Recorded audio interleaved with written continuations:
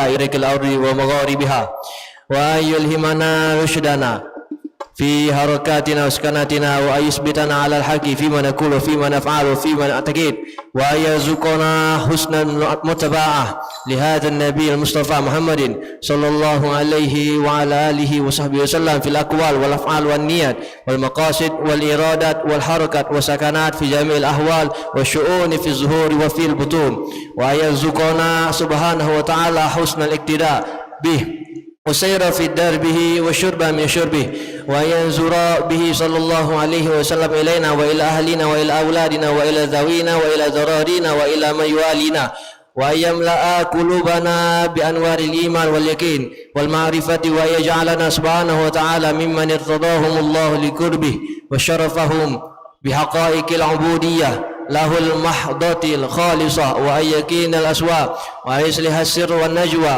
ويحققنا بحقائق التقوى، وأن يسره صلى الله عليه وسلم في أمته، ويجعلنا سبحانه وتعالى وأهلنا وأولادنا وأصحابنا قرة عين له، ويجعلنا من أسعد الناس بذكره وذكر هذا النبي المصطفى، ومن أسعد الناس بقربه وقرب هذا النبي المصطفى، ومن أسعد الناس بحبه وحب هذا النبي المصطفى، ويجعلنا من أسعد الناس بعنايته وعناية هذا الحبيب المصطفى، ويجعلنا من أسعد الناس برضاه ورضا هذا الحبيب المصطفى صلى الله عليه وعلى آله وصحبه وسلم، ظاهرا وباطنا في كل شأن وحال في الدنيا والبرزخ والآخرة، ويجمعنا به في الفردوس الأعلى وهو راض عنا، وجعلنا سبحانه الحظ الأوفر من الاجتماع به في البرزخ، والاجتماع به في ظل العرش، والاجتماع به على الحوض المورود، والاجتماع به عند المرور على الصراط، والاجتماع به عند دخوله الجنة صلى الله عليه وعلى آله وصحبه وسلم،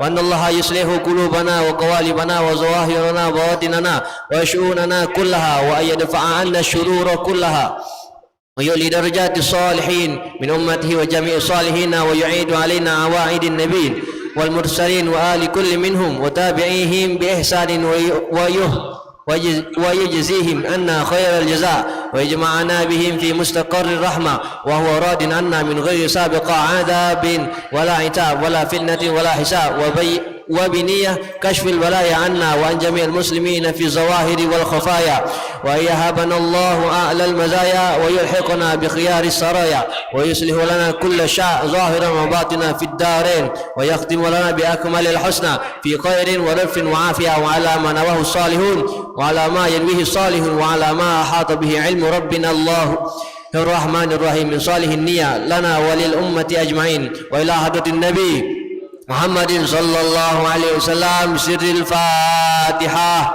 أعوذ بالله من الشيطان الرجيم. بسم الله الرحمن الرحيم. الحمد لله رب العالمين الرحمن الرحيم مالك يوم الدين، إياك نعبد وإياك نستعين، اهدنا الصراط المستقيم صراط الذين أنعمت عليهم غير المغضوب عليهم ولا الضالين آمين. فيا أيها الراجون منه شفاعة صلوا عليه وسلموا تسليما. اللهم صل وسلم وبارك عليه وعلى آله. ويا أيها المشتاقون إلى رؤيا جماله صلوا عليه وسلموا تسليما. اللهم صل وسلم وبارك عليه وعلى آله. ويا من يخطب صلاة يقظة ومناما صلوا عليه وسلموا تسليما. اللهم صل وسلم وبارك عليه وعلى آله. بسم الله الرحمن الرحيم. يا ربي صل على محمد حبيبك الشافع المشفع.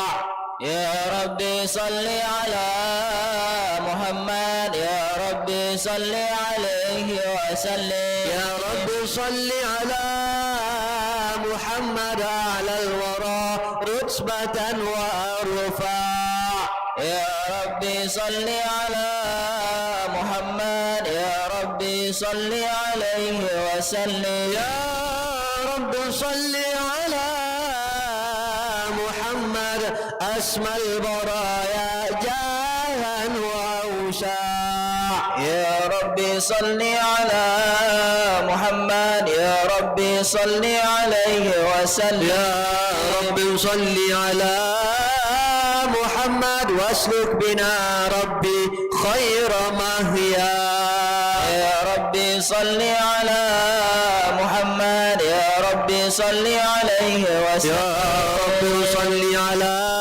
محمد وعافنا واشفي كل موجع يا ربي صل على محمد يا ربي صل عليه وسلم يا رب صل على محمد وأصلح القلب واعف وانفع يا ربي صل على محمد يا ربي صل عليه وسلم يا رب صل على محمد واكفي المعادي واصرف وردا ربي صل على محمد يا ربي صل عليه وسلم يا رب صل على محمد نحل في حسنك الممنى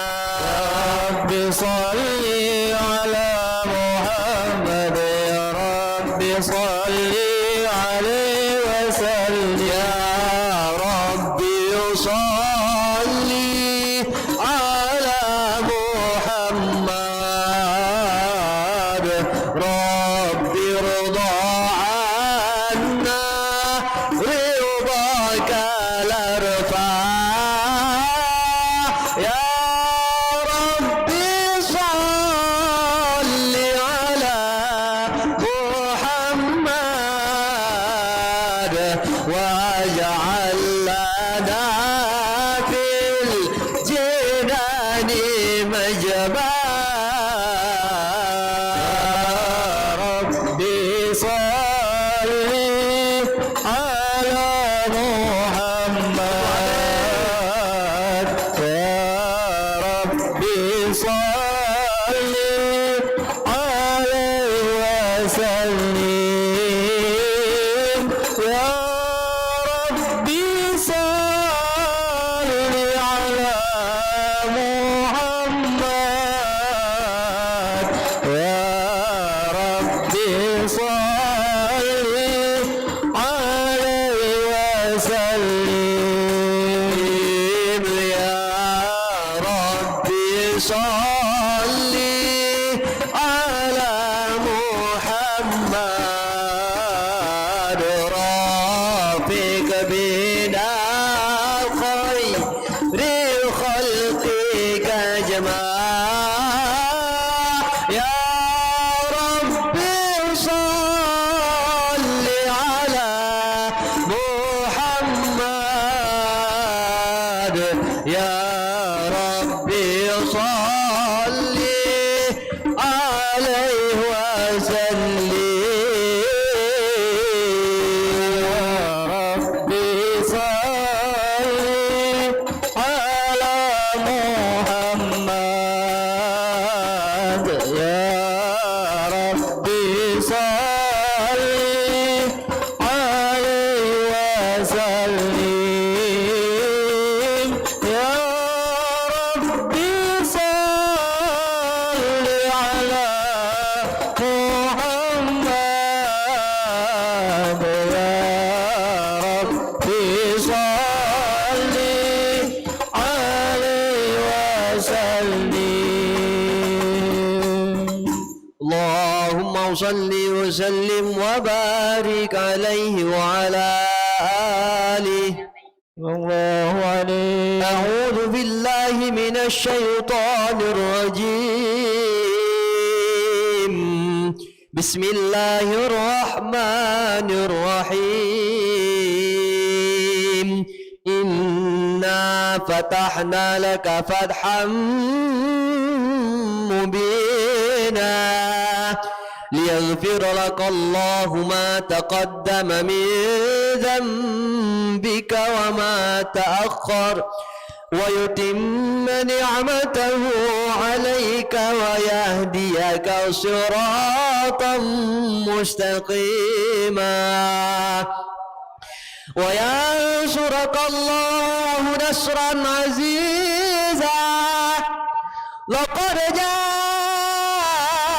جاءكم رسول من أنفسكم عزيز عليه ما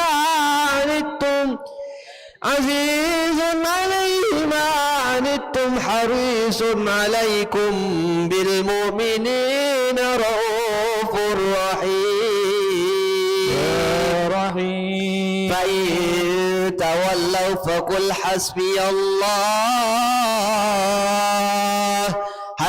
الله لا إله إلا هو عليه توكلت وهو رب العرش العظيم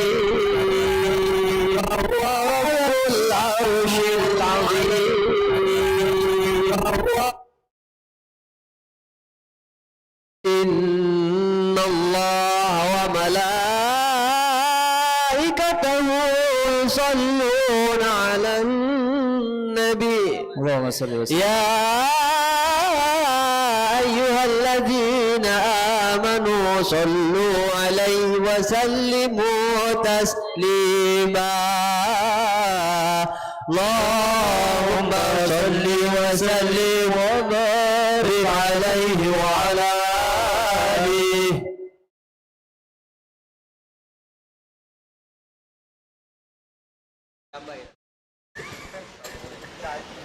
اللهم صل وسلم وبارك عليه وعلى آله صلى الله عليه. الحمد لله الذي هدانا بعبده المختار من دعانا الله عليه إليه بالإذن وقد نادنا لبيك يا من دلنا وحدانا الله عليه صلى عليك الله بارئك الذي بك يا مشفع خصنا وحبانا الله عليه مالك الأطهار وأذن سرك الأسمى فهم سفن النجاة حمانا الله عليه وعلى صحابتك الكرام حماة دينك أصبحوا لولائه عنوانا الله عليه والتابعين لهم بصدق ما حدا حاد المودة هيج الأشجانا الله عليه والله ما ذكر الحبيب لدى المحب إلا وأضحى والها النشوانا الله عليه أين المحبون الذين عليهم بذل النفوس مع النفائس هانا الله عليه لا يسمعون بذكر طه المصطفى إلا بانتعشوا وأذهب رانا الله عليه فالتاجت الأرواح تشتاق اللقاء وتحن تسأل ربها رضوانا الله عليه المحبين كذا فاسمع إلى شير المشفى وارهف الآذان الله عليه إلى أوصاف طه المجتبى واهدر لقلبك يمتلئ وجدانا يا ربنا صل وسلم دائما على حبيبك من إليك دعانا اللهم صل وسلم وبارك عليه وعلى آله. Maju.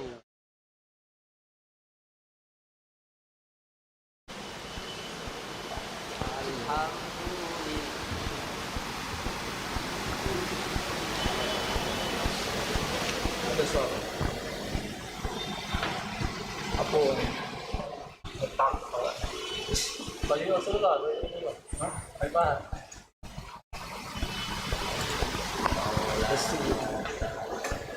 Oh ya.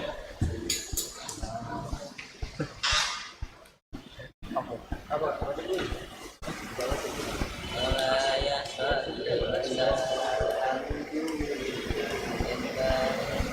Kan gitu.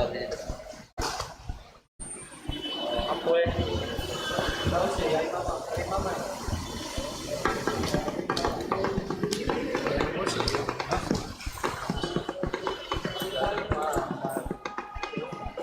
Kostum. Maksudnya main ya. Vokal belakang. اللهم صل وسلم وبارك عليه وعلى آله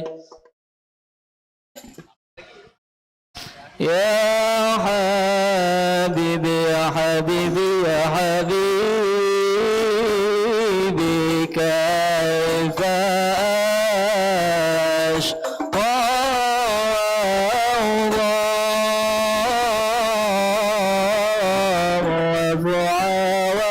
وفؤادي قال بادي ولا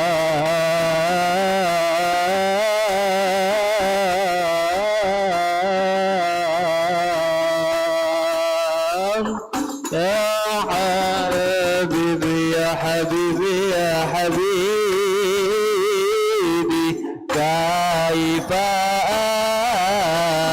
أشكو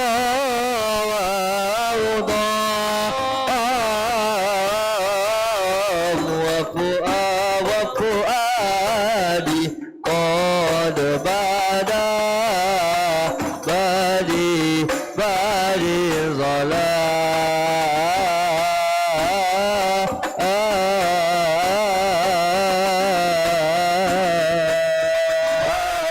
تحدث فتحدث ومعلما بدا كل نور من ثنا خير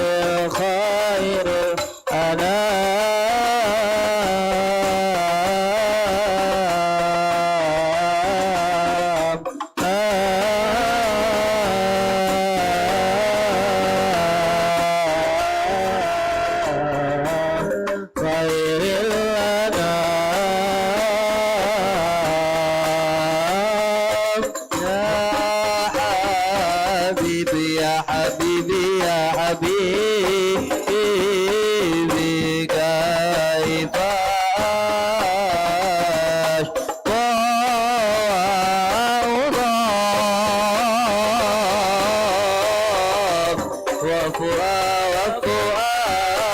وفؤادي قد بادي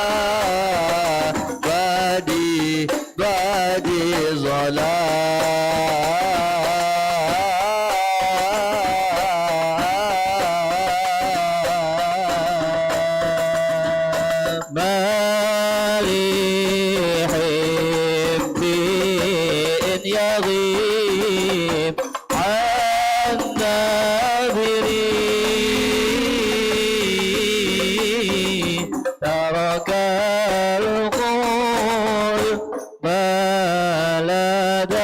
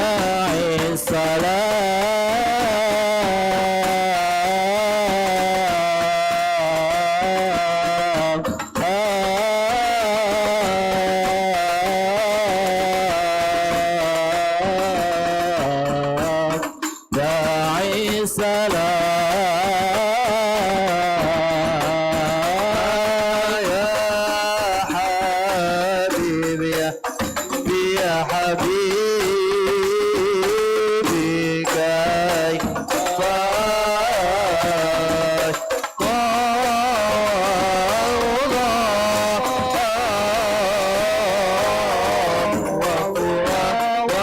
وفؤادي قد بدا بادي ظلام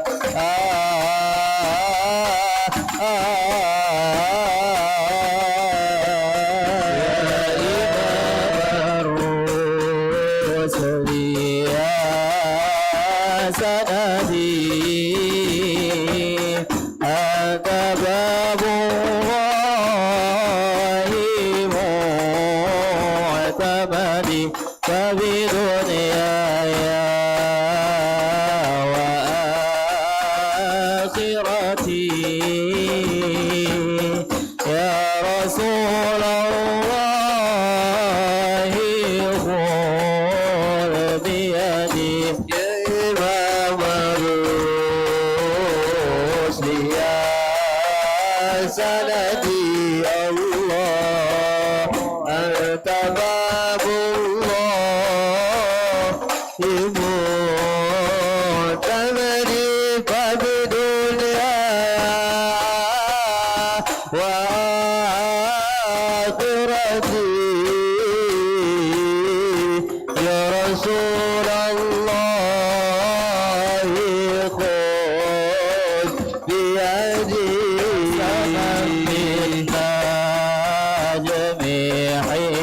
جميعين هوى فالمعافى وسقيم سوى اخلع الكونين عنك سوى حب مولى العرب والعجم إمام الرسل يا سندي الله أنت باب الله معتمدي فبدنياي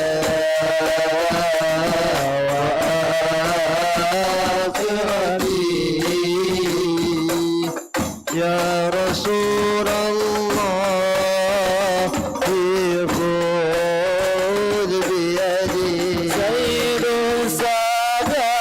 السادات من المضنين خوف أهل البدو والحضر سيد السادات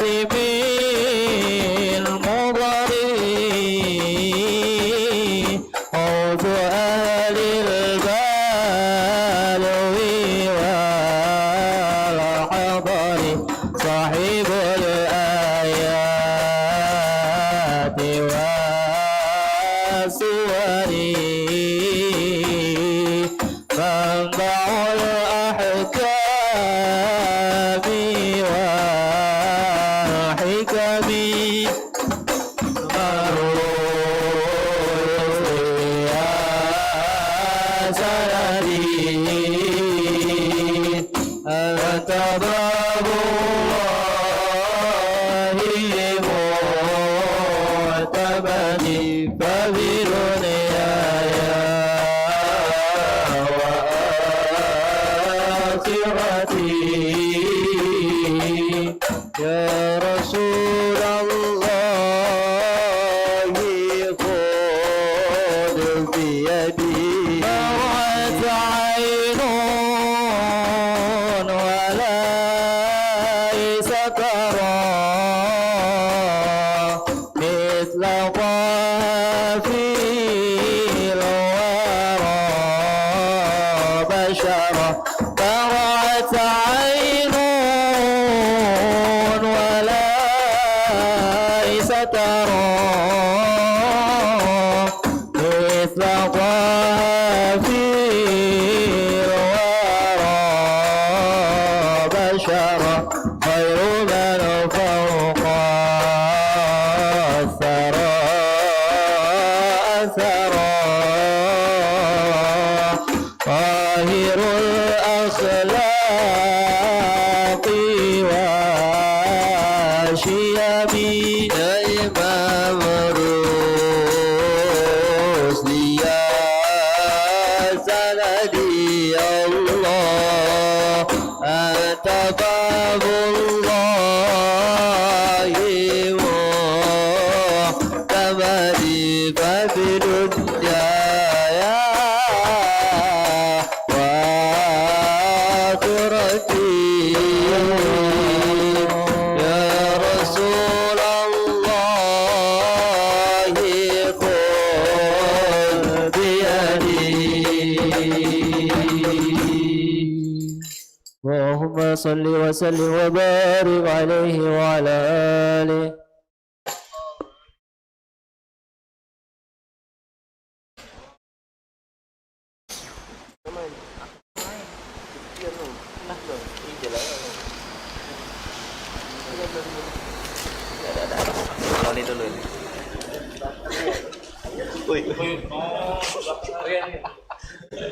Aku pengen ngalah tuh. Main selesai. Sana tadi. Apa dulu? Kalau ada, boleh. Kalau lagi ibadah. اللهم صل وسلم وبارك عليه وعلى آله. نبأنا الله فقال جاءكم نور فسبحان الذي أنبانا والنور طه عبده منا به في ذكره أعظم به منانا ورحمة المولى تأمل قوله فليفرحوا واغضوا به فرحانا مستمسكا بالعروة الوثقى ومعتصما بحبل الله من أنشانا واستشعرا أنوار من قيل متى كنت نبيا قال آدم كان بين التراب وبين ماء فاستفيق من غفلة أذى وكن يقظانا وانظر إلى أسرار ربي لم يزل ينقلني بين الخيار مصانا لم تفترق من شعبتين إلا أنا في خيرها حتى بروزي أنا فأنا خيار من خيار قد خرجت من نكاه لإله عصانا اختار الله وما اختاره وما برك مثله إنسانا وبحبه وبذكره والنصر والتوكيل رب العرش قد أوصانا يا ربنا صل وسلم دائما على حبيبك من إليك دانا اللهم صل وسلم وبارك عليه وعلى آله.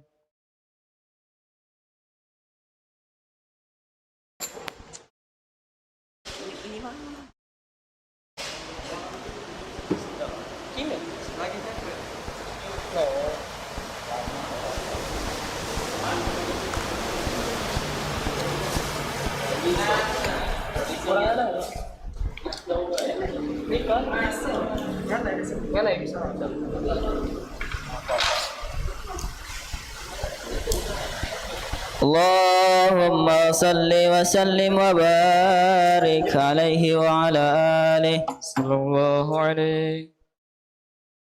مولاي صل وسلم دائما أبدا على حبيبك خير الخلق كلهم. مولاي صل وسلم دائما أبدا على حبيبك خير الخلق كلهم مولاي صل وسلم دائما أبدا على حبيبك خير الخلق كلهم مولاي صل وسلم دائما أبدا على حبيبك خير الخلق كلهم محمد أشرف العرب والعجم محمد خير من يمشي على قدمه محمد تاج رسل الله قاتبة محمد صادق الأقوال والكلم مولاي صل وسلم دائما أبدا على حبيبك خير الخلق كلهم مولاي صل وسلم دائما أبدا على حبيبك خير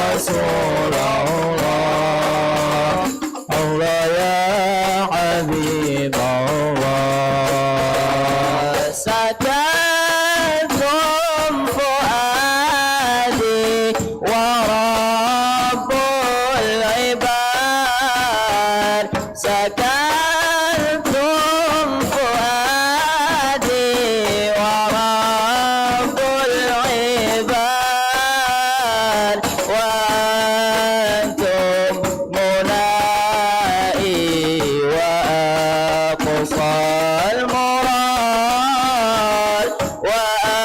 وأنتم منائي وأقصى المراد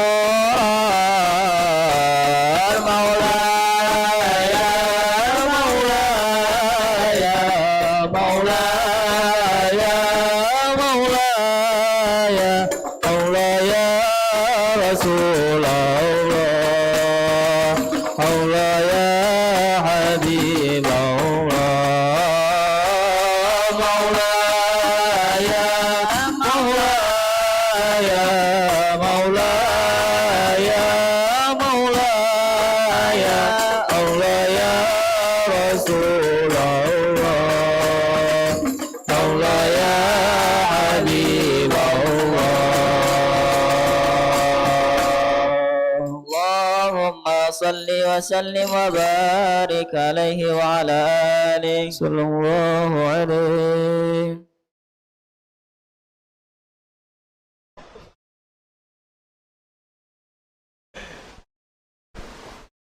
اللهم صل وسلم وبارك عليه وعلى آله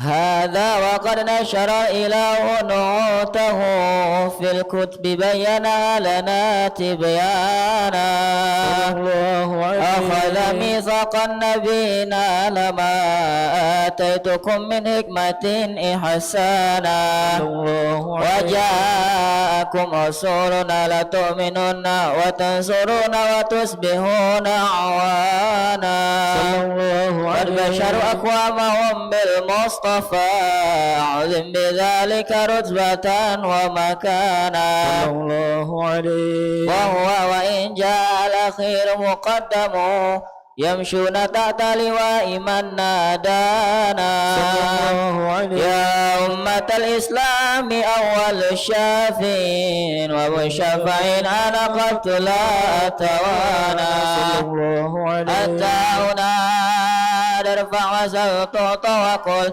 يسمع لقولك نجم فخرك بانا ولواء حمد الله جل بيدي والأولا آتي أنا الجنانا وأكرم الخلق على الله أنا فلقد هباك الله منه حنانا ولسوف يؤتيك فترضى جل من موت تقاصر أن أطاه نهانا لله كالذكرى واشف محمد كيما تزيع عن القلوب الرانا يا ربنا صل وسلم دائما على حبيبك من إليك دعانا اللهم صل وسلم وبارك عليه وعلى آله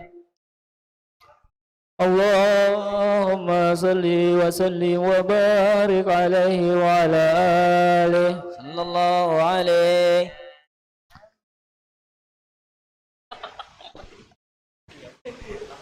ولد المشرف في ربيع الأول والقلب يخفاك والكواكب تجري ولد المشرف في ربيع الأول والقلب يخفاك والكواكب تجري والقلب يخفاك والكواكب تجري ولد المشرف في ربيع الأول والقلب يخفاك والكواكب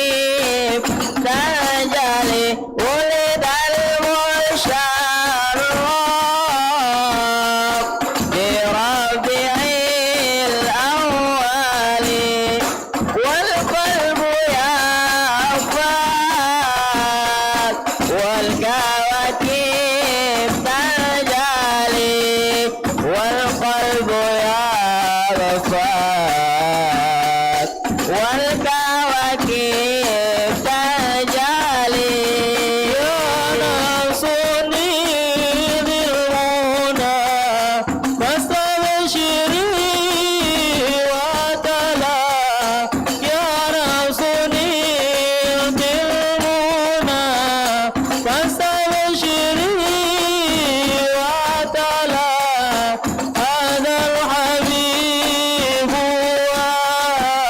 وهذا ختم الرسل هذا الحبيب وهذا ختم الرسل والقلب يغفر والكواكب تجري ولد المشرف بربيع الأول والقلب يغفر والكواكب تجلي ولد المشرف بربيع الأول والقلب يوفاك والكواكب تجلي والقلب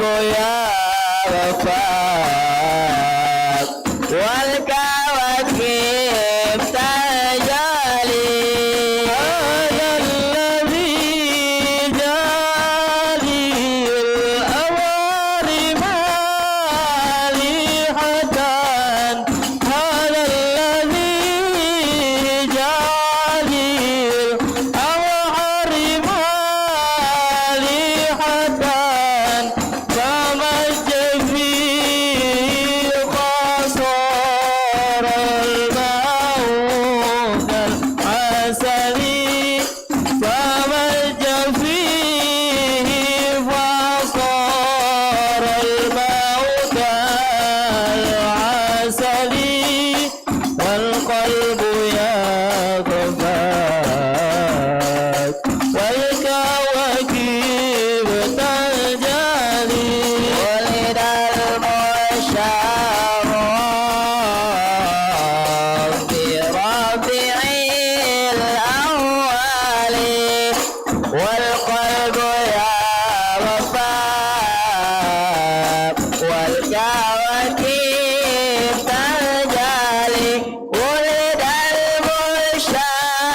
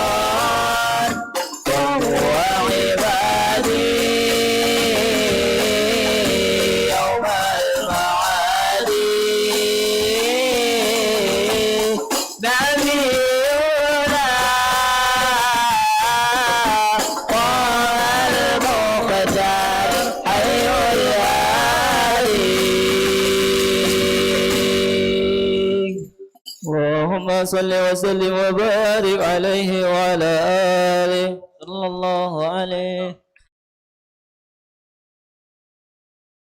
اللهم صل وسلم وبارك عليه وعلى آله. الله عليه. لما دنا وقت المروز لعهد عن إذن من شاءه قد كان الله عليه. حملت به الأم الأمينة بنت وهب من لها عالي الإله مكانا صلى الله عليه. من والد المختار عبد الله بن عبد المطلب والبرهان الله عليه. قد كان يغمر نور طه وجهه وسرى إلى الابن المصون عيانا صلى الله عليه. وهو ابن هاشم الكريم شهب بن عبد مناف بن قصي كان صلى الله عليه. والده يدعاك من شأنه قد اعتلى عزيز بذلك شانا صلى الله عليه. واحفظ أصول المصطفى حتى ترى في سلسلات أصوله عدنانا صلى الله عليه. وهناك كب واعلم بربه الأسماء لكان لأبي معوانا صلى الله عليه. وحينما حملت به آمنة لم تشك شيئا يأخذ النسوان صلى الله عليه. وبها أحاط اللطف من رب السماء أقصى الأذى والهم والأحزان صلى الله عليه. ورأت كما قد جاء ما عملت به أن المهيمن شرف الأكوان صلى الله عليه. بالطهر من في بطنها فاستبشرت ودنا المخاض فأسرعت رضوانا سبحان الله الحمد لله ولا إله إلا الله الله أكبر سبحان الله والحمد لله ولا إله إلا الله الله أكبر سبحان الله والحمد لله ولا إله إلا الله الله أكبر سبحان الله والحمد لله ولا إله إلا الله الله أكبر ولا حول ولا قوة إلا بالله العلي العظيم في كل لحظة أبدا عدد خلقه ورضا نفسه وزنة عرشه ومداد كلماته وتجلت الأنوار من كل الجهات فوقت ميلاد المشفع حانا صلى الله عليه وقبيل فجر أبرز شمس الهدى ظهر الحبيب مكرما ومصانا صلى الله على محمد صلى الله عليه وسلم صلى الله على محمد يا ربي صل وسلم يا نبي سلام عليك يا رسول سلام عليك يا حبيب سلام عليك يا رسول الله صلوات الله عليك يا نبي سلام عليك يا رسول سلام عليك يا حبيب سلام عليك يا رسول الله صلوات الله عليك أبرز الله المشفع صاحب القدر مرفع فملأت نور النواحي رسول الله عما كل الكون أجمع يا نبي سلام عليك يا رسول سلام عليك الله يا حبيب سلام عليك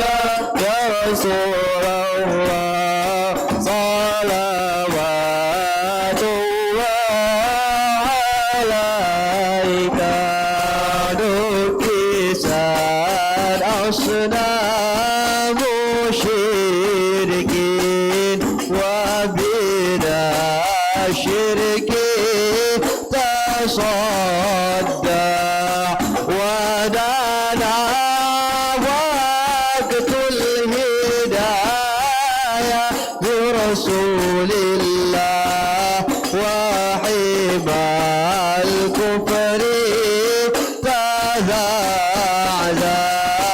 يا نبي سلام عليك يا رسول سلام عليك يا حبيب سلام عليك يا رسول الله صلوات الله عليك مرحبا أهلا وسهلا بك يا القدر الأرفع يا إمام أهل الرسالة من به الآفات ترفع سلام عليك يا رسول سلام عليك الله يا حبيب سلام عليك صلوات الله عليك وأنت في الحشر ملاذ لك كل الخلق تفزع وينادون ترابا قد من حول الأفضال سلام عليك يا رسول سلام عليك الله يا حبيب سلام عليك صلوات الله عليك مرحبا يا مرحبا يا نور العين مرحبا جد الحسين والحسن مرحبا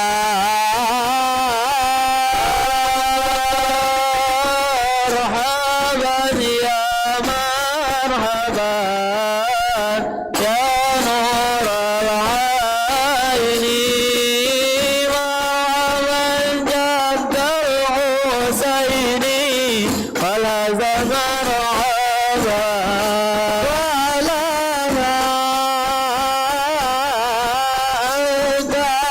فتى سجود مرحبا مرحبا ودنا تشفع تشفع مرحبا مرحبا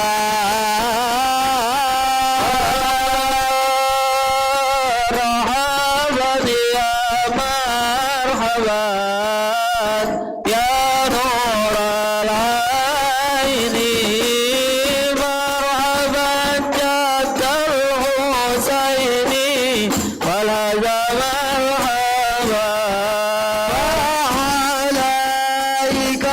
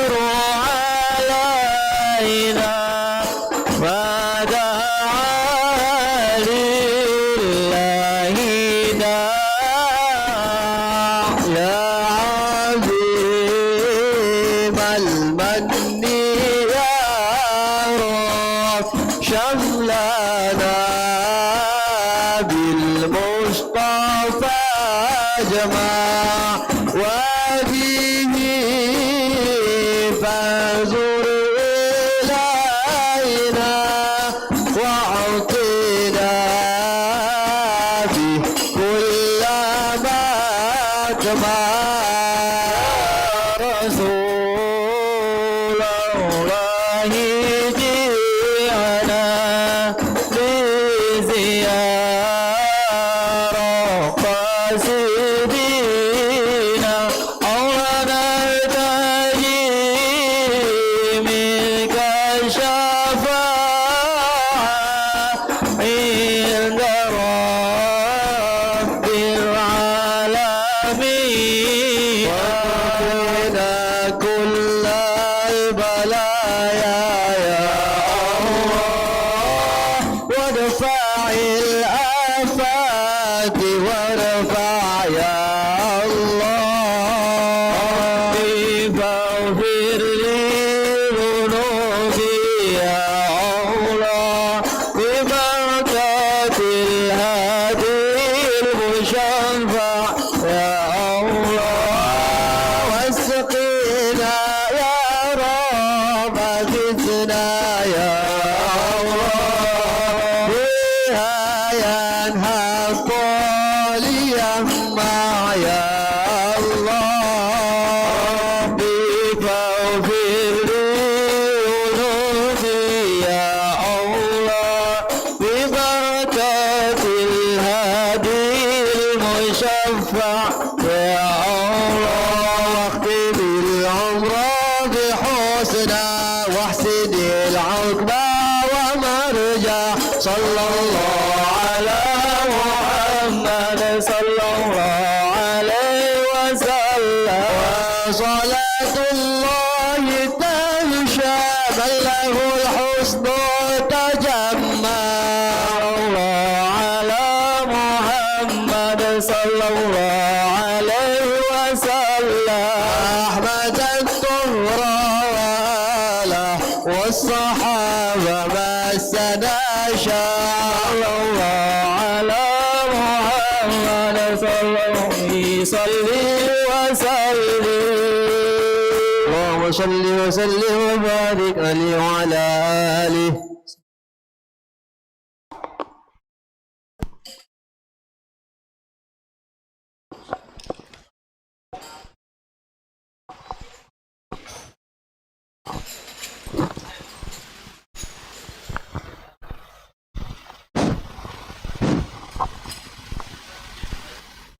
Teman-teman harap maju sedikit. Maju sedikit. Bismillahirrahmanirrahim. Assalamualaikum warahmatullahi wabarakatuh. Alhamdulillahirabbil alamin wassalatu wassalamu ala asrofil mursalin sayyidina Muhammadin wa ala alihi wa sahbihi ajmain. Amma ba'du. Allahumma salli ala sayyidina Muhammad wa ala ali sayyidina Muhammad. Para teman-teman sekalian yang dirahmati Allah Subhanahu wa taala, alhamdulillah segala puji bagi Allah Subhanahu wa taala yang telah memberikan kita nikmat iman, Islam dan kesempatan pada hari ini untuk hadir di acara ini.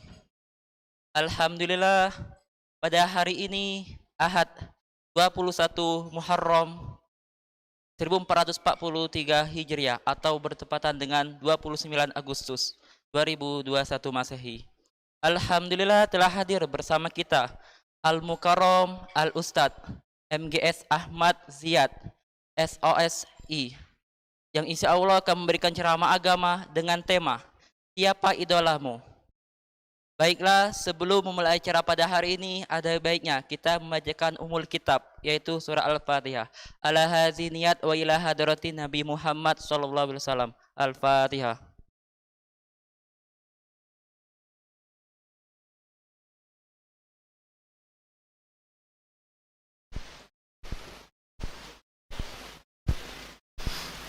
Baiklah, kami himbau kepada teman-teman sekalian di penghujung acara ini, jika waktunya berkenan ada sesi tanya jawab. Yang ikhwan boleh langsung saja tunjuk tangan, yang akhwat boleh tulis di kertas selembar. Baiklah, langsung saja kita dengarkan ceramah agama oleh Al-Mukarram Al-Ustadz MGS Ahmad Ziyad SOSI. Kepada Ustadz kami persilakan. Shallu ala Nabi Muhammad.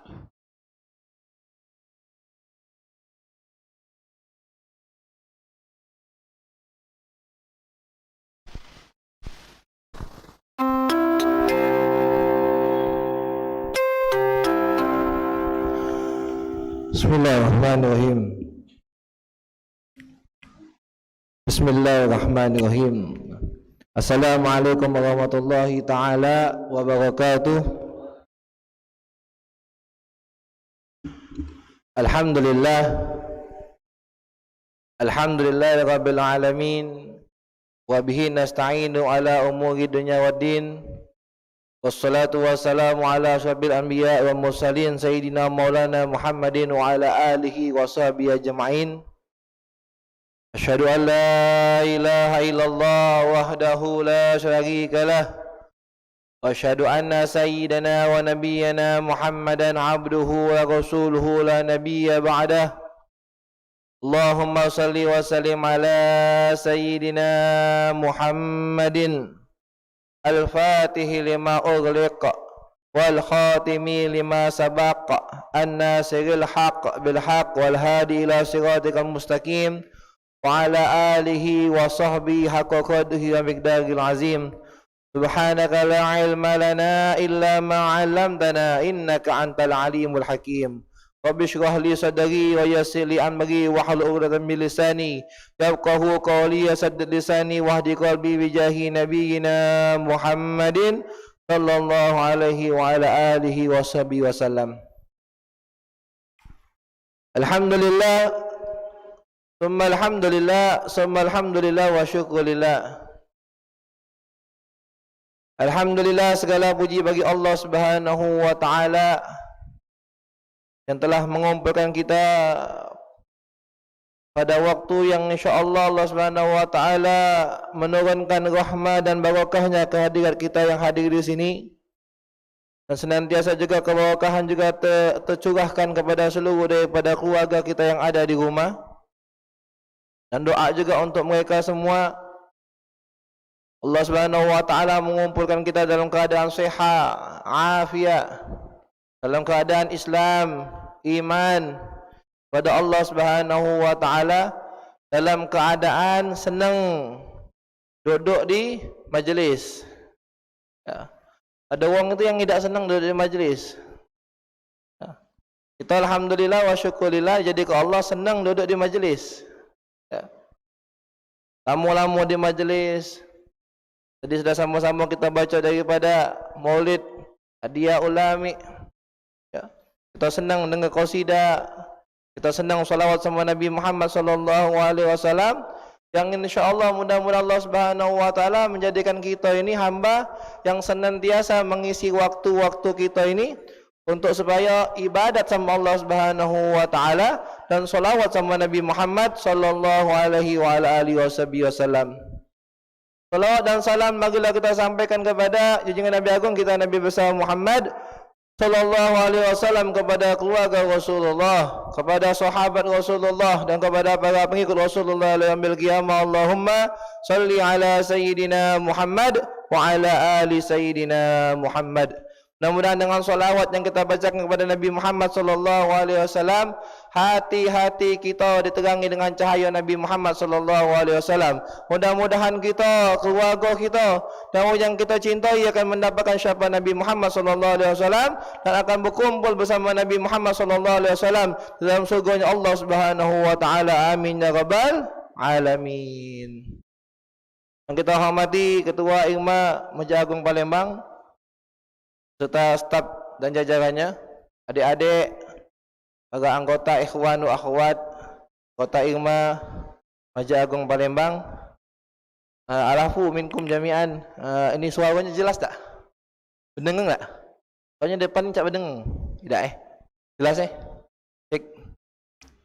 Alhamdulillah wa syukurillah, pada hari ini diutumakan Allah Subhanahu wa taala pada tanggal 9, tanggal berapa hari ini? 29 Agustus. Benar 29 Agustus 2021, bertepatan dengan 20 Muharram 1443. Benar 1443 Hijriah. Ya. Ini Muharram bila di ujung. Padahal baru kemarin 1 Muharram. Artinya apa adik-adikku sekalian? Waktu ini, suatu saat kakek bakal datang masanya itu setahun sama cak sebulan, sebulan cak seminggu, seminggu cak sehari, sehari cak sejam. Bakal datang masanya. Kita rasakan baik. Kita rasakan baik yang kita rasakan ini. Kalau nak kita ngecek tu hari Jumat baik lah. Pasangan barulah solat Jumat, lah solat Jumat lagi. Padahal barulah Maulid Nabi lah, nak maulid lagi. Seakan-akan sekarang ini tahun itu cuma ada Muharram, Maulid, Ramadan. Yang lain tu tak ada sahabat. Tak ada selama zaman dulu.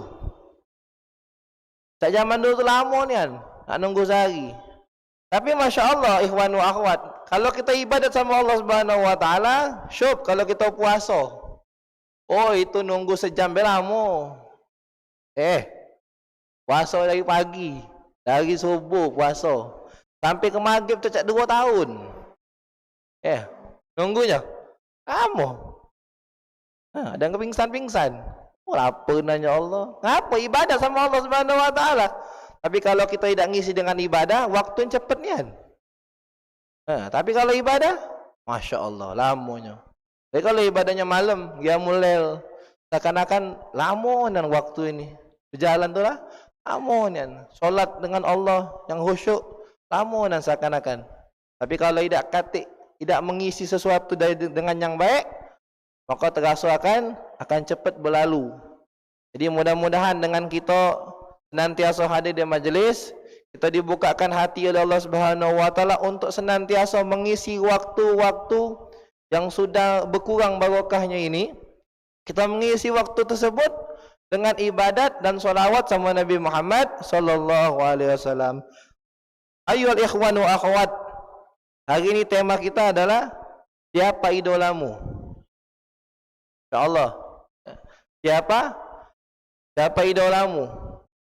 Kalau kita duduk di masjid, pasti pertanyaan itu jawabannya sikok itulah.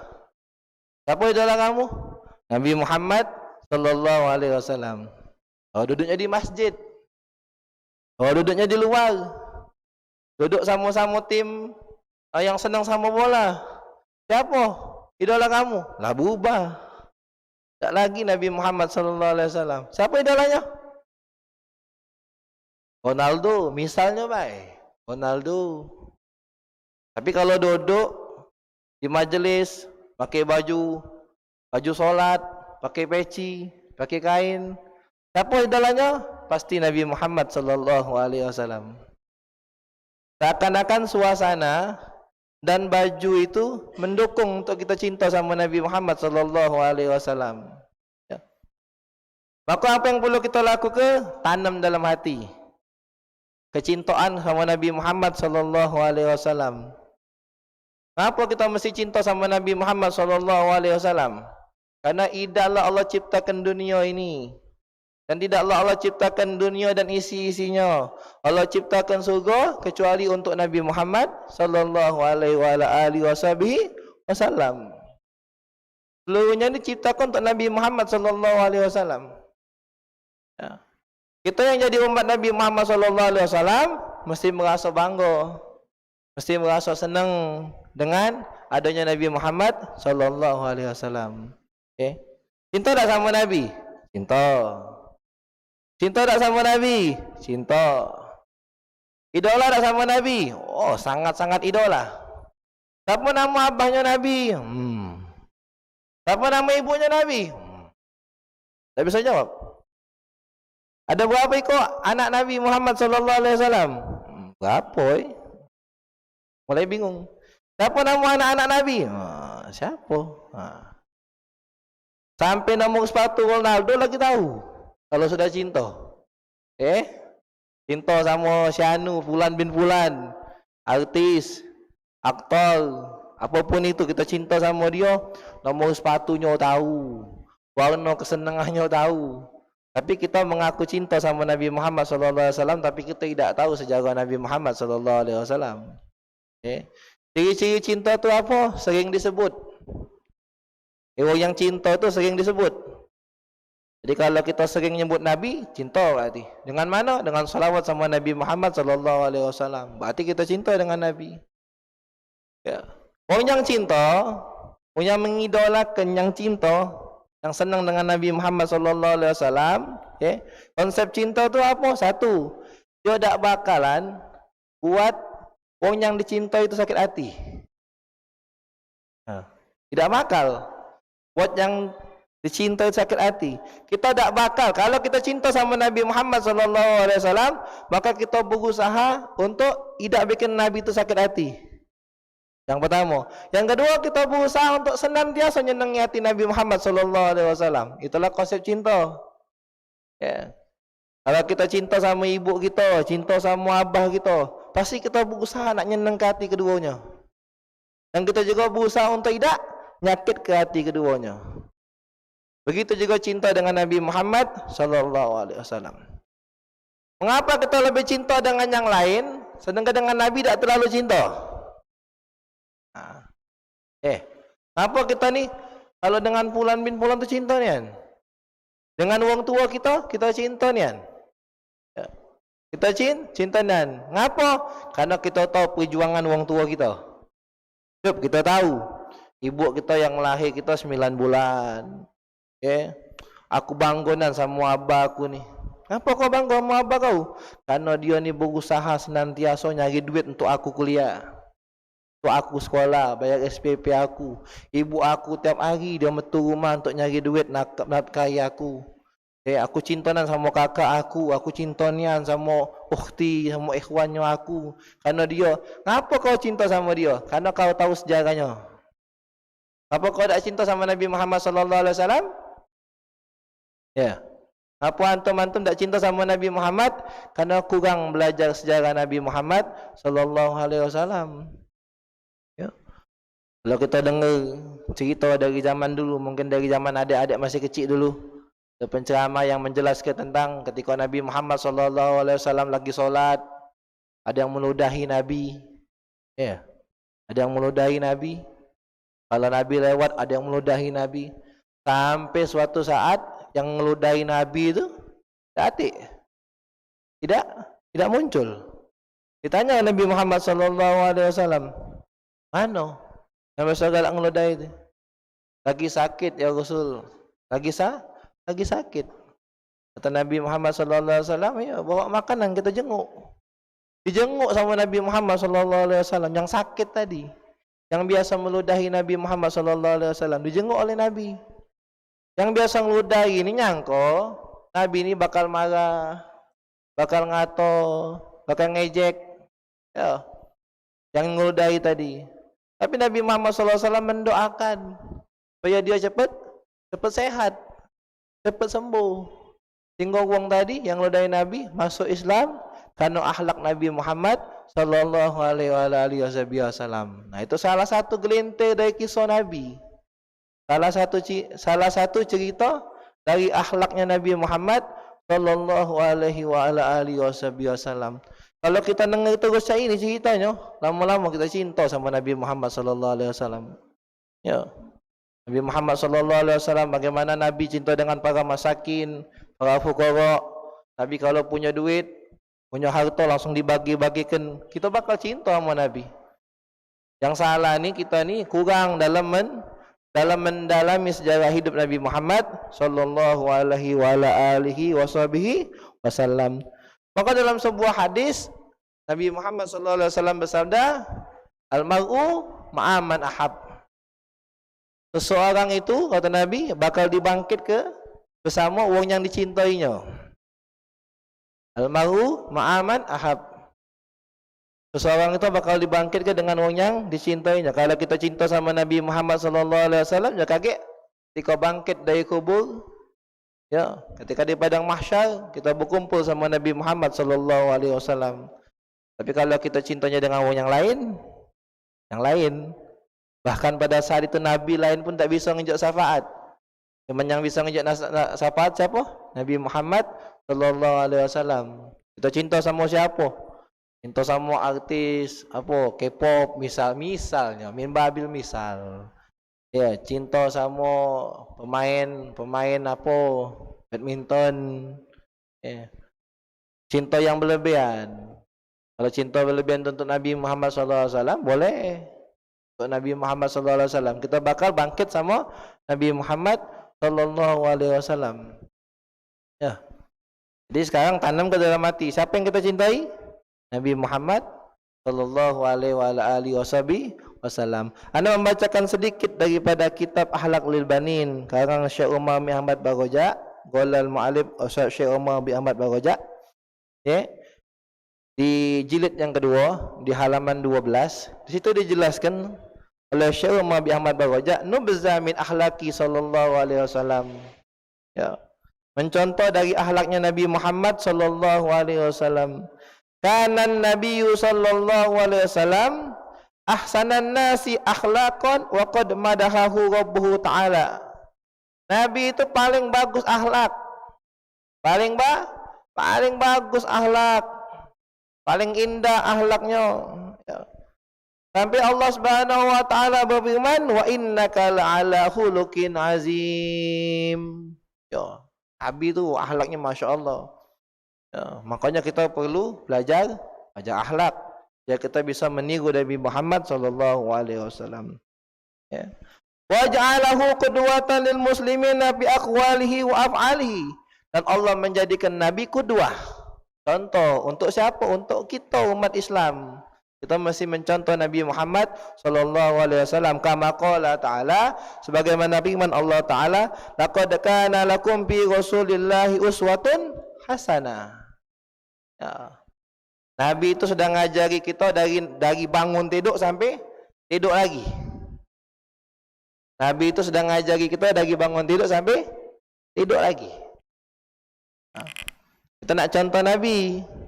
Tak mana Nabi tidur? Ini kalau tidur, kalau apa? Orang Palembang masing-masing baik tidur. Segala tidur di mana baik. Kita mesti mencontoh Nabi. Nabi sebelum tidur berwuduk. Ya. Dikisahkan yang lain ada Nabi sebelum tidur macam surah Al-Muluk, Tabarak. Ya. Dikisahkan yang lain Nabi sebelum tidur salat witir. Nabi sebelum tidur macam ta'awuz, bismillah, ayatul kursi. Ini kalau kita tidur, langsung baik tidur. Sedikit lagi nonton TV, nontonin kita. Yang tadinya kita nonton TV, akhirnya TV pun nontonin kita, giliran. Ya. Lagi nonton HP. Kalau nak tidur, berwuduk dulu. Jadi kalau ada apa-apa, yang namanya tidur itu kan maut, mati.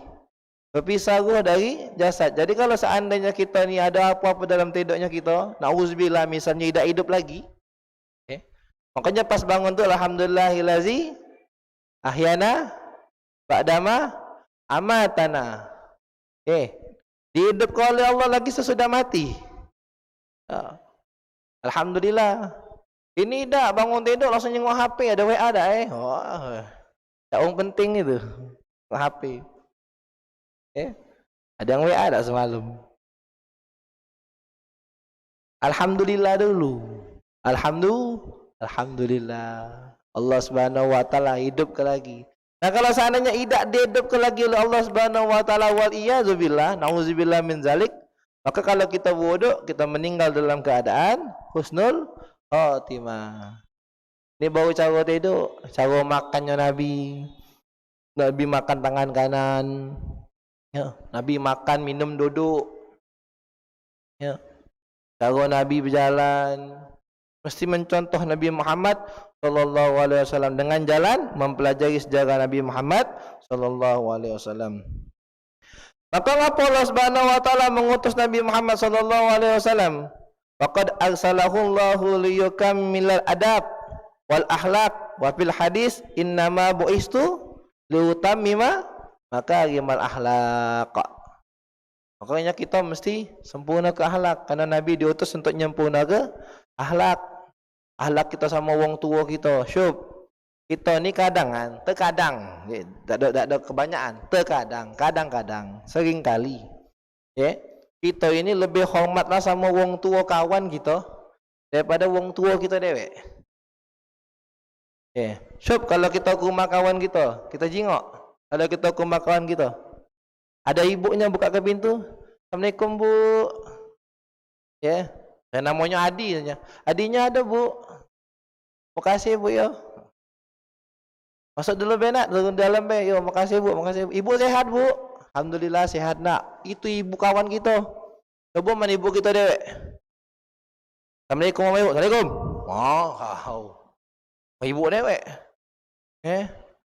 Makan apa bu hari ni bu? Nah kau. Makan apa bu hari ni bu? Bu minta duit bu. Pernah tak nanya kabar ibu kita? Apa kabar bu hari ni bu? Siapa dah ibu ni? Pijiti kakinya. Abah kita pijiti kakinya. Tanya, abah nak minum apa bah? Kopi, susu bah. Kopi 5.000 bah, susu 2.000. Nah jualan rupanya.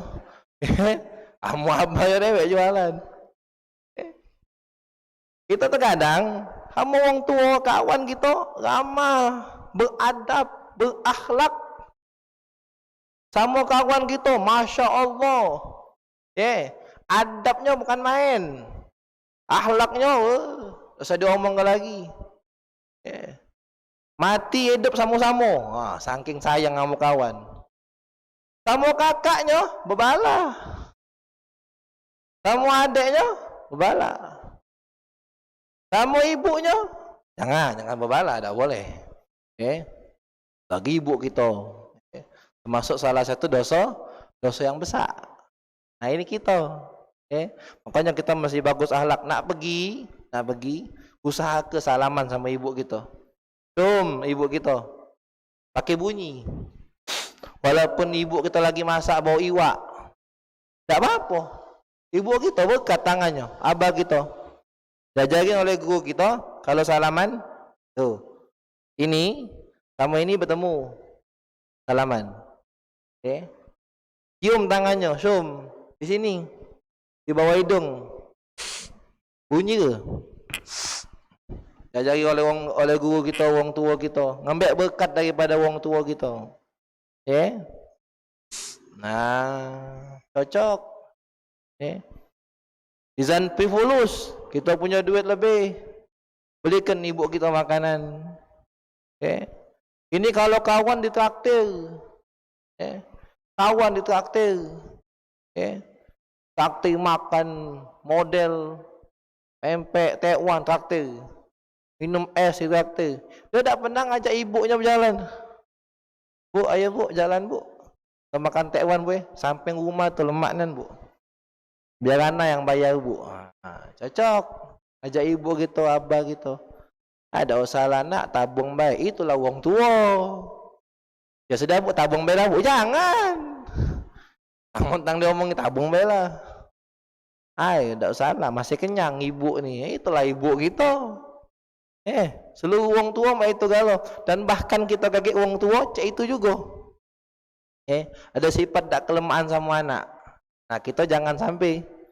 Kita mesti hormat, takzim, ikhtiram sama ibu dan abahnya kita. Karena itu yang diajarkan Nabi Muhammad sallallahu alaihi wasallam. Wa inna min akhlaqihi al-iffa wal qanaa'ah. Sifat Nabi Muhammad sallallahu alaihi wasallam itu qanaa'ah dan iffah. Cukup dengan apa yang ada. Nabi itu cukup dengan apa yang ada. Yardha minal libas wa ta'am bil mawjud. Nabi itu redha dengan apa yang ada, baik dari pakaian maupun dari makanan. Wala yas'al anil mafkudi wa madam ma ta'aman qad.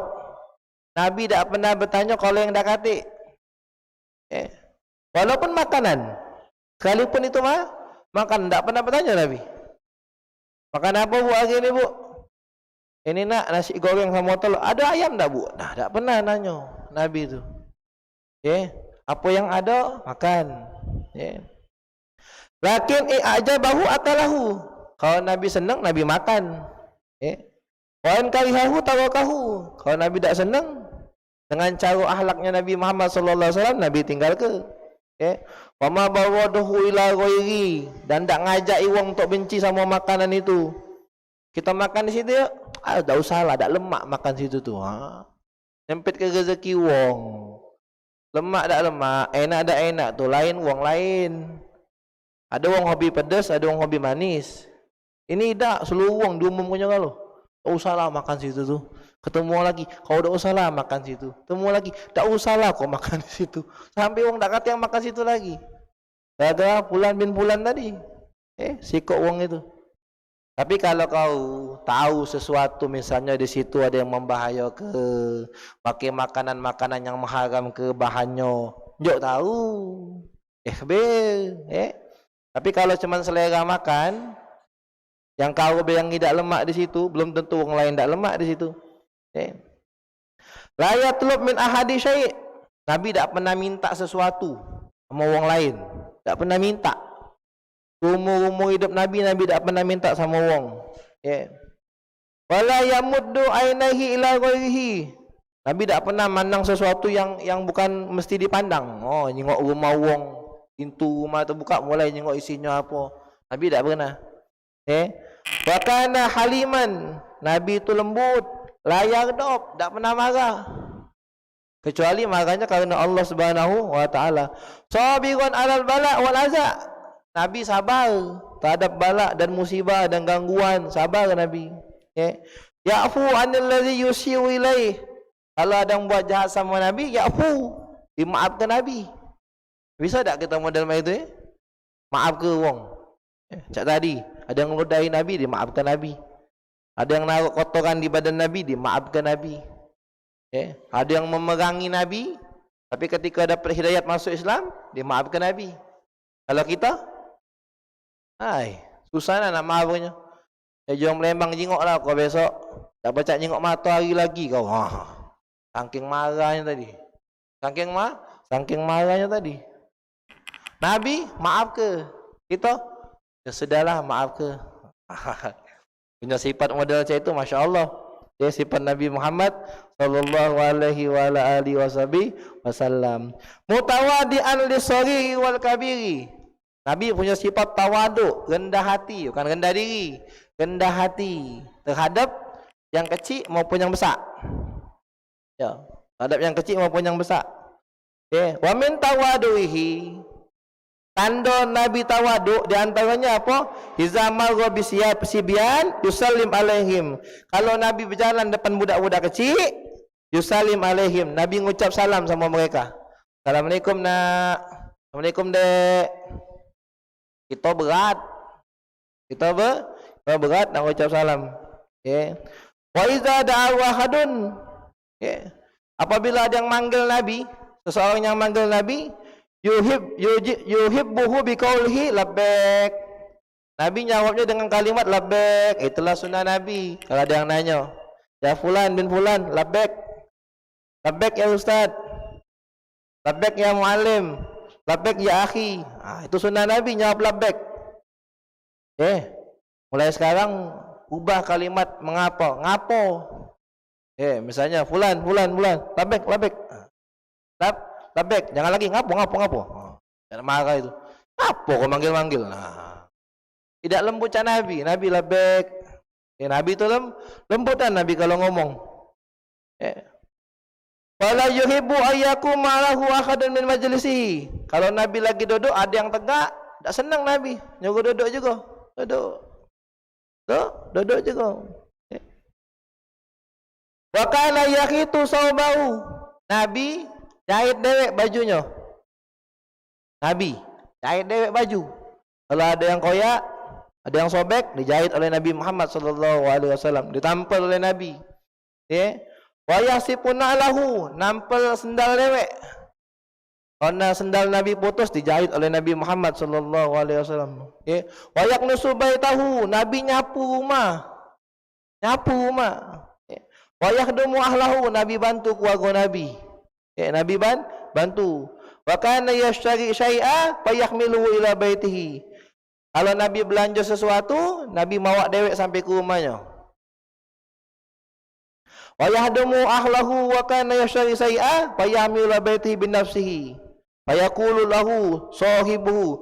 Ketika Nabi berjalan, Nabi mau barang belanjaan dari pasar, mau balik ke rumah, ada sahabat Nabi ngomong sama Nabi, "Atini ahmilhu ya Rasulullah, biarlah aku mawaknya." Sahabat Nabi Muhammad sallallahu alaihi wasallam. Fa yaqulu, maka Nabi menjawab, "Sahibu syai' ahaqqu bihamlihi." Yang punya lebih berhak untuk bawanya. Itu akhlak Nabi Muhammad sallallahu alaihi wasallam. Dan kita nak mencontoh akhlaknya ini. Nabi nyait dewe, berarti Nabi ni dalam segala hal nyait bisa berarti Nabi.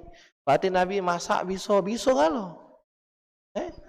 Masya Allah Nabi Muhammad sallallahu alaihi wasallam. Ini ida nyuci.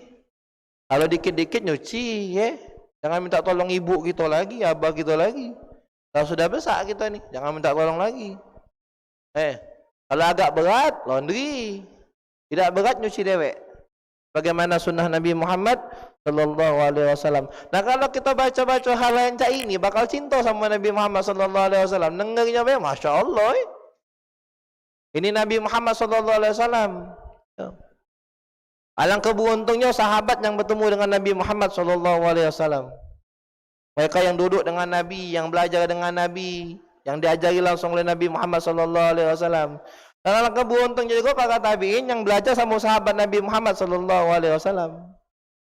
Dan bersyukurlah sama kita juga, sama Allah Subhanahu wa taala, kita juga bersyukur sama Allah Subhanahu wa taala. Allah jadikan kita belajar dengan ustaz kita. Siapa ustaz kita? Ustaz kita Fulan bin Fulan. Ustaz kita min ahlil bait zuriat Nabi Muhammad sallallahu alaihi wasallam, dari Habib atau Sayyid. Habib Sayyid. Kita belajar sama beliau. Beliau ini belajar sama gurunya lagi. Gurunya tadi belajar sama gurunya lagi, belajar sama gurunya lagi sampai Nabi Muhammad sallallahu alaihi wasallam. Itulah yang paling beruntung, paling kita harap kita mendapatkan redok daripada guru kita. Yang redok tadi sampai dengan redok Nabi Muhammad sallallahu alaihi wasallam. Insyaallah kita lanjutkan lagi pada pertemuan yang akan datang.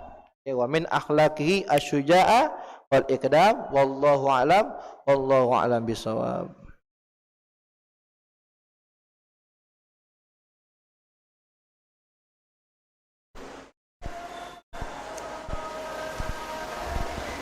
Baiklah, kepada teman-teman sekalian, apabila ada pertanyaan kami persilakan. Waktu masih memungkinkan.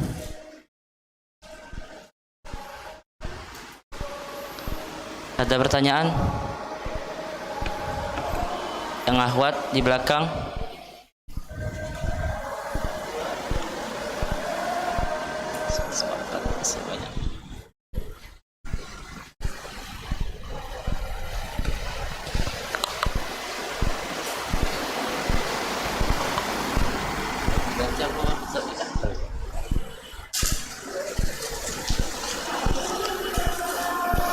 Bismillahirrahmanirrahim. Ada pertanyaan dari akhwat. Assalamualaikum. Waalaikumsalam warahmatullahi wabarakatuh. Ustaz,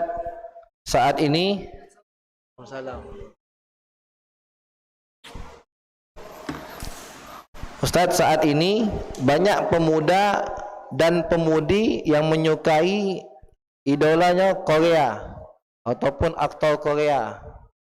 Mohon nasihatnya Ustaz, karena banyak yang menilai mereka sangat ganteng dan cantik, termasuk ana saat sadar baru mengurangi mendengarkan lagu Korea, tapi kadang kambuh lagi dengarkan dan menonton drama Korea di waktu senggang. Mohon nasihat agar kami cepat sadar Ustaz. Terima kasih. Ya sudah, jual bayar HP sama TV-nya. Iya, tak ada nonton lagi. HP-nya udah sampai HP lagi, dah ada nonton lagi. Ya. Nah, insyaallah. Syukran untuk ukhti yang telah mengirimkan pertanyaannya. Yang namanya iman nih, yazid wa yankus, naik turun. Namanya iman tuh naik dan turun. Kalau lagi keadaan jaya ini, tak kata yang terpikir mau Korea. Tak terpikir mau Korea. Pikirannya kemana? Ke Mekah sama ke Madinah, pengen umroh, pengen haji. Artinya apa? Hidup ini sama cak HP, perlu dicas iman tu. Tak mana caranya imannya dicas? Ya, kalau memanglah berani niat untuk meninggal ke, ya hapuslah film-film Korea tu, hapus. Oh. Kalau muncul di beranda, notifikasinya hening ke. Jangan sampai dia muncul. Tak usah dibuka-buka. InsyaAllah dengan niat yang kuat, tekad yang kuat, kita bisa meninggal ke. Yang pertama apa dia? Satu, niat dulu. Niat dulu, pengen dan meninggal ke nyo. Dah galak lagi nak Ustaz, nak nonton Korea. Cantik, hitam manis. Misalnya ada hitam manis. Manisnya hilang, tinggal hitamnya. Manisnya hilang, tinggal hitamnya baik. Ganteng Ustaz, orang Korea tu. Ganteng mana sama Nabi Muhammad sallallahu alaihi wasallam? Ganteng mana sama sahabat-sahabat Nabi Muhammad sallallahu alaihi wasallam? Ganteng mana sama para pembesar-pembesar sahabat-sahabat Nabi yang mereka masih muda-muda? Dikisahkan dalam kitab yang lain, mereka itu kalau dikisahkan, bahkan Nabi Muhammad sallallahu alaihi wasallam pun badannya tu six pack Nabi tu. Badan Nabi six pack. Kita dapat bayangkan tak mana badannya Nabi dan para sahabat yang ketika ditimbang pedangnya itu beratnya 50 kilo. Pedang Nabi, pedang sahabat itu kalau ditimbang beratnya berapa? 50 kilo. Jadi kalau orang Korea, minta maaf ini ada rekaman. Orang Korea marah pun Salmuana laju. Ada orang Korea dari sini. Kata misalnya bukan orang Korea, misalnya ada bulan dan bulanan itu, bulan bin bulan itu, suruh ngangkat pedang Nabi itu, mungkin tak terangkat. Angkatnya mungkin cak ini dah tak bisa ngangkatnya. Soalnya dia pintunya nari kan. Ini Nabi Muhammad SAW pintunya apa? Mempersatu ke umat. Muhajirin sama Ansar bersatu. Agama Islam bersebar di seluruh dunia. Agama Islam masih bertahan sampai sekarang. Syub, Korea, apa tadi, K-pop tadi, berapa tahun hilang, tak bisa. Nabi Muhammad kalau kita kenal, yang kita kenal semenjak hijrahnya Nabi 1443 sampai sekarang masih dikenal orang Nabi Muhammad sallallahu alaihi wasallam. Berarti siapa yang lebih hebat? Nabi Muhammad sallallahu alaihi wasallam, terkenal sampai sekarang. Bahkan Nabi terkenal sebelum Nabi hijrah pun Nabi lah terkenal. Di zaman Nabi Adam AS, Nabi lah terkenal. Zaman Nabi-Nabi lain, Nabi Muhammad sudah terkenal. Sudah diprediksi bakal lahir Nabi akhir zaman. Jadi Nabi Muhammad SAW lebih terkenal daripada artis-artis yang lain. Selain niat, yang pertama niat, yang kedua belajar bagaimana kehidupan Nabi Muhammad SAW, sehingga kita bisa membanding ke jauh. Bahkan tak sebanding. Bahkan tak bisa dibandingkan kehebatan Nabi Muhammad sallallahu alaihi wasallam. Bahwa bisa Sayyidina Bilal bin Rabah sampai sekarang masih didengar uang azannya. Oh Sayyidina Bilal, belum para munsyid-munsyid yang lainnya. Yang Nabi kalau berjalan ada yang qasidah di atas unta, ada yang qasidah menghibur Nabi Muhammad sallallahu alaihi wasallam. Sampai sekarang masih dilantunkan qasidah-qasidah tersebut. Jadi yang pertama niat yang kuat untuk berhenti dari hal-hal yang tersebut. Yang kedua belajar. Yang ketiga hadiri majlis-majlis taklim biar bisa ngecas imannya kita, kecintaan kita sama Nabi Muhammad SAW. Yang keempat, juallah HP sama TV-nya. Jual murah. Posting. Dijual HP, isinya full film Korea. Wallahu a'lam bishawab. Baiklah, kepada teman-teman ada pertanyaan lagi? Waktu masih banyak.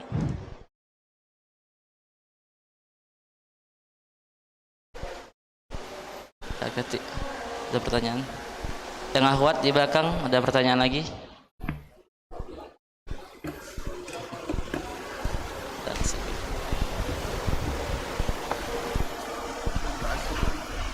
Baiklah.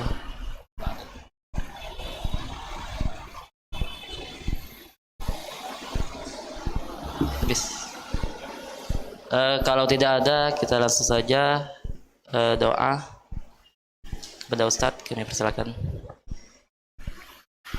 Naam. Jadi insyaallah para ikhwan, para akhwat, yarhamniyakumullah, sekali lagi belajarlah tentang akhlaknya Nabi Muhammad sallallahu alaihi wasallam, belajarlah sejarah Nabi sallallahu alaihi wasallam, dekat ke diri sama Nabi Muhammad sallallahu alaihi wasallam supaya timbul rasa cinta dan rasa kagum dan mengidolakan Nabi Muhammad sallallahu alaihi wasallam. Sebelum baca doa, ada Fatihah minta doa syifa untuk Adinda Mutiara Sari binti Muhammad Yamin, Solihatan binti Wagiran Suyatno, Haji Asok bin Haji Daeng Poleweng, Haji Mapangandro bin Kasan. Mudah-mudahan Allah Subhanahu wa taala sembuhkan segala macam-macam penyakit mereka. Allah Subhanahu wa taala berikan kesehatan untuk ibadat kepada Allah Subhanahu wa taala, dipanjangkan umur dan ketaatan kepada Allah Subhanahu wa taala. Al-Fatihah biniyati sifa khususan ala Adinda Mutiara Sari binti Muhammad Yamin, wa Solihatan binti Wagiran Suyatno, wa Haji Asok bin Haji Daeng Paliwang, wa Haji Mapangandro bin Kasan.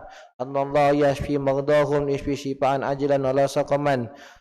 Anallahu yarzuquhum wa sirral abil kamil tawilu a'maghum bi ta'atillah wa alam sabana salihun wa ala kulli niyatin salihatin wa ila hadrat Nabi Muhammadin sallallahu alaihi wasallam. Al-Fatihah. Bismillahirrahmanirrahim. Alhamdulillahi rabbil alamin arrahmanir rahim maliki yaumiddin.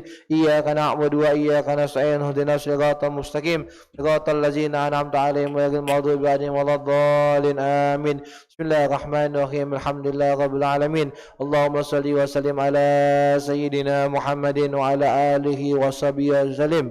Ya qadiyal hajat iqdi hajatina wa ya ghafiraz dzunub ighfir dzunubana wa ya muyassiral umur yassir umurana wa ya sattaral uyub ustur uyubana wa ya muqallibal qulub tsabbit qulubana ala dinik wa ala ta'atik bi rahmatika ya arhamar rahimin. Rabbana taqabbal minna innaka antas samiul alim wa tub alaina innaka antat tawwabur rahim. Wa sallallahu ala sayyidina Muhammadin wa sahbihi wasallam. Alhamdulillahi rabbil alamin. Taqabbalallahu minkum ya karim.